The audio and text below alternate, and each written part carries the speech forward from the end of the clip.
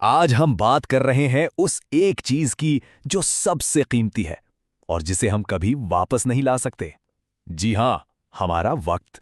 चलें, शुरू करते हैं एक ऐसे सवाल से जो शायद हम सबने कभी ना कभी खुद से पूछा ही होगा।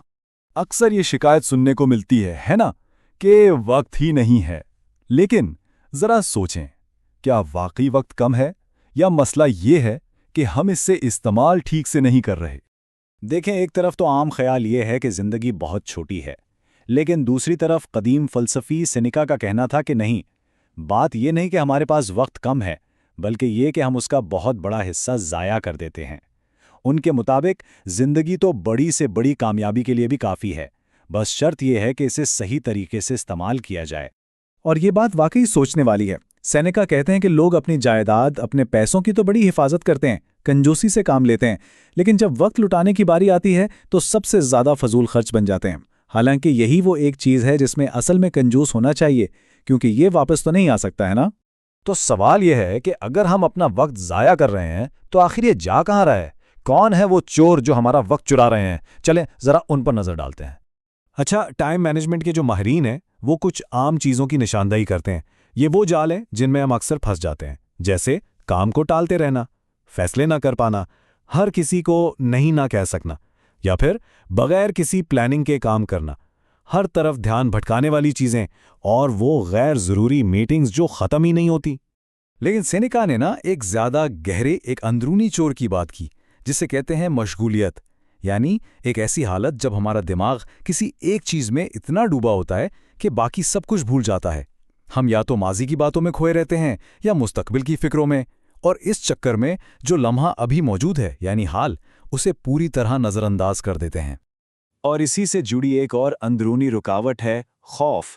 सच तो यह है कि खौफ ही लोगों को जीतने से, खुद का बेहतरीन वर्जन बनने से रोके रखता है। वो जानते हैं कि उन्हें क्या करना चाहिए, लेकिन खौफ उन्हें कदम उठाने नहीं देता। अच्छा, एक लम्हे की कीमत क्या होती है, इसको सही मायनों में समझने के लिए ना एक बहुत ही ज़बरदस्त कहानी है। चलें वो सुनते हैं। कहानी कुछ यूं है कि एक बाप अपने बेटे की वजह से परेशान था, जो अपनी जिंदगी को लेकर संजीदा नहीं था। तो उसने एक पुरानी घड़ी के जरिए अपने बेटे को एक सबक सिखाने का मंसूबा बनाया। मंसूबा बहुत सादा था, लेकिन उसके पीछे का सबक बहुत गहरा था। तो बाप ने बेटे को वो घड़ी देके बाजार भेजा। वहां बेटे को उस घड़ी की बिल्कुल अलग अलग कीमतें मिली। किसी ने 500 रुपए लगाए, किसी ने 1000, तो किसी ने 800। इससे एक बात तो साफ हो गई कि मादी चीजों की कीमत लोगों की अपनी अपनी नजर में होती है। फिर बाप ने बेटे से कहा कि वापस जाओ और इस बार घड़ी की नहीं बल्कि घड़ी के अंदर जो वक्त है उसकी कीमत पूछो। अब ये तो एक अजीब ही सवाल था, है ना? लोगों ने उसका मजाक उड़ाया, उस पर हंसे और उसे टाल दिया। बेचारा बेटा बिल्कुल मायूस हो गया। लेकिन फिर वो एक बूढ़े समझदार घड़ी साज के पास पहुंचा और उसने जो बात कही वही इस कहानी का असल सबक था। उसने कहा, बेटा, वक्त की कोई कीमत नहीं लगाई जा सकती। तुम्हारे पास दुनिया की सारी दौलत भी होना, तब भी तुम गुजरा हुआ एक सेकंड वापस नहीं खरीद सकते। यही असल बात है, वक्त अनमोल है। तो ठीक है, ये तो समझ आ गया कि वक्त अनमोल है, लेकिन अब सवाल ये पैदा होता है कि हम इसका बेहतरीन इस्तेमाल कैसे करें। इसका जवाब सेनेका के एक बहुत ही सादा लेकिन ताकतवर उसूल में छुपा है। एक ऐसा उसूल जो आज भी उतना ही अहम है, और वो है फौरन जियो। इसके लिए 3 कदम हैं। पहला, अपने जहन को आज़ाद करें, माजी या मुस्तकबिल में मत अटके रहें, हाल में रहें। दूसरा, अपने दिन को तरतीब दें, हर दिन को ऐसे गुजारें जैसे ये आखिरी दिन हो। और तीसरा और सबसे अहम, अभी अमल करें। चीज़ों को टालना जिंदगी का सबसे बड़ा ज़िया है। सेनेका का कहना था कि पूरा मुस्तकबिल गैर यकीनी है, फौरन जियो।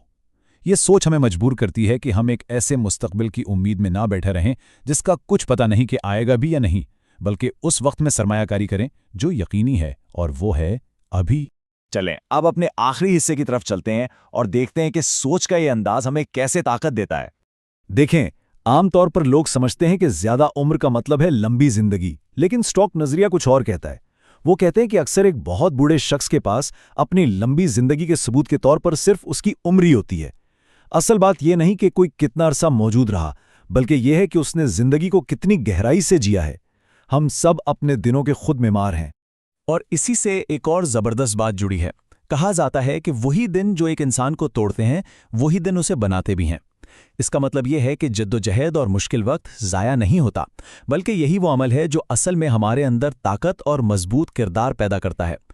तो आखिर में बात यह है कि जो मुश्किलात आती हैं वो नाकामी की वजह नहीं बनती, बल्कि वो ही तो कामयाबी की कहानी बनती हैं। तो सवाल यह है कि जब अपनी कहानी सुनाने का वक्त आएगा तो कौन सी कहानी चुनी जाएगी? ये इंतखाब हम सब के हाथ में है।